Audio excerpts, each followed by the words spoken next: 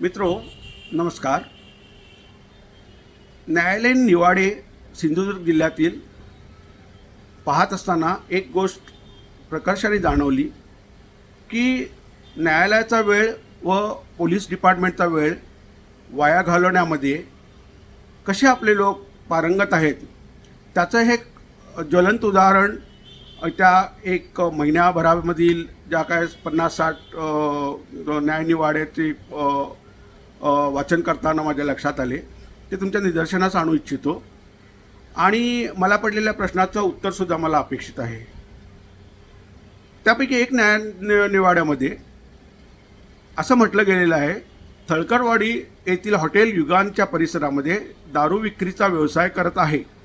त्यानुसार पोलीस विभागाचे दोन पंच व सहकारी शासकीय वाहनाने बातमीच्या ठिकाणी जाऊन छापा टाकला होता.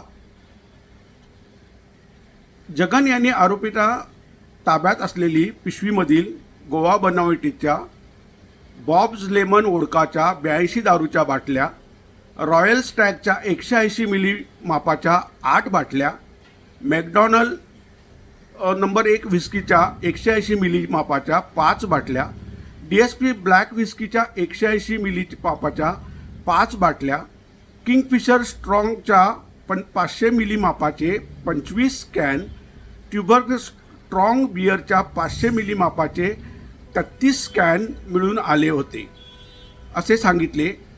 याशिवाय सुरेश यांनी सदरचा मुद्देमाल हा रक्कम रुपये 22,880 किमतीचा असल्याचे सांगितलेले आहे.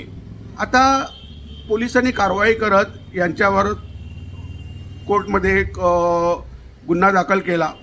आता गुन्हा दाखल केल्यानंतर गुन्ह्याच्या ज्यावेळेला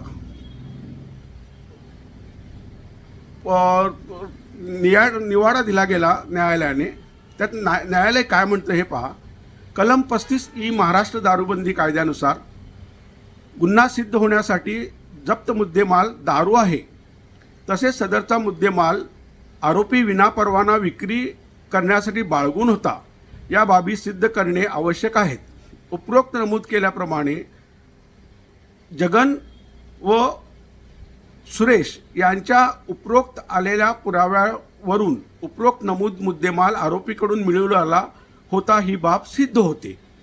परंतु अभियोग पक्षाने प्रस्तुत प्रकरणामध्ये जप्त मुद्देमाल दारू आहे ही बाब सिद्ध करण्याकरता प्रयोगशाळा पृथक्करणाचा अहवाल सादर केलेला नाही.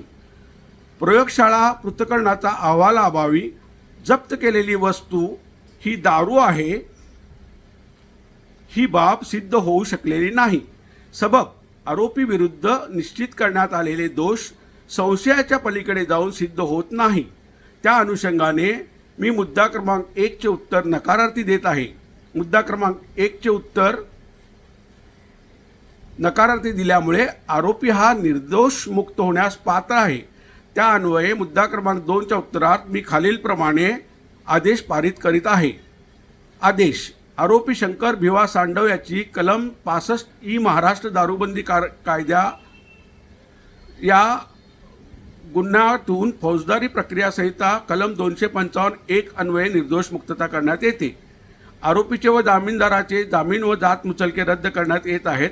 जप्त मुद्देमाल अपील कालावधीनंतर जप्त करण्यात येऊन पुढील कार्यवाहीसाठी राज्य उत्पादन शुल्क कार्यालयाकडे पाठविण्यात यावा. आता मित्रांनो, मला हा प्रश्न असा पडलेला आहे की वरील जे त्यांनी निवाड्यामध्ये मेन्शन केलेल्या ज्या दारूच्या बाटल्याचे ब्रँड वगैरे आहे हे आंधळा माणूससुद्धा सांगू शकतो की ही दारू आहे. दुसरा महत्त्वाचा प्रश्न, जर न्यायालयाला त्याचं पृथक्करण केलं नाही किंवा त्याचा लॅबोरेटरी रिपोर्ट सादर केलेला नाही असं जर लक्षात आलं होतं तर त्यांना पुढील तारीख देऊन हा अहवाल सादर करण्यासाठी पोलीस स्टेशनला सांगण्याचा आदेश काढण्यापासून कोणी अडवलं होतं? इतकं अर्जंट होतं का की लगेच त्या न्यायनिवाडा करून त्याच्याशिवाय दारूचा अहवाल सादर झालेला नसल्यामुळे त्यांना निर्दोष मुक्त करणं? दुसरी गोष्ट महत्त्वाची, जर न्यायालयामध्ये असं सिद्ध झालं की ज्या वस्तू आरोपीकडून जमा केल्या गेल्या त्या दारू नाही आहेत. जर त्या दारू नाही आहेत तर त्या एक्साईज डिपार्टमेंटला जप्त करून देण्याचं कारण काय, मला अजूनही प्रश्न पडलेला आहे, मला समजलेलं नाही आहे. जर त्या वस्तू दारू नाही आहेत असं जर सिद्ध झालेलं आहे आणि आरोपी निर्दोष सिद्ध झालेला आहे तर ते त्या जो माणूस आहे ज्याच्याकडून त्या वस्तू जप्त करण्यात आल्या त्याला त्या देणं हे जास्त योग्य ठरत होतं. पण हे सर्व न करता या सर्व प्रकरणामध्ये न्यायालयाचा इतके मॅटर्स पेंडिंग असताना अशा प्रकारे ह्या बाब मी जवळजवळ सिंधुदुर्ग जिल्ह्यातील अनेक केसेसमध्ये आढळून आली आणि बऱ्याच ठिकाणी अशाच स्वरूपाचे मॅटर्स मला दिसून आले आणि म्हणून मला हा व्हिडिओ करण्याचा गरज भासली. अशा प्रकारे न्यायालयाचा वेळ, पोलीस खात्याचा वेळ वाया घालवणं हे कितपत योग्य आहे. आणि समजा जर हे जाणून बुजून करण्यात येत असेल तर संबंधित पोलीस अधिकाऱ्यांवर याबाबत कारवाई का करण्यात येत नाही आहे. की न्यायालयाला जर माहिती असेल की बाबा लॅब टेस्टिंग करून हे प्रकरण सादर करायला हवं, जर यांनी विदाऊट त्याचं लॅब टेस्टिंग करता जर प्रकरण सादर केलं तर संबंधितांना याबाबत जाब विचारण्यात का येत नाहीत. खरोखर हा एक गहन प्रश्न मला पडलेला आहे. मी विनंती करतो तुम्हाला की तुम्ही सुद्धा डिस्ट्रिक्ट कोर्टच्या साईटवरती जाऊन सिंधुदुर्गातील काही प्रकरणे तुम्ही वाचन करावी, म्हणजे मी म्हणत आहे त्याच्यामध्ये किती तथ्य आहे तुमच्या लक्षात येईल. धन्यवाद.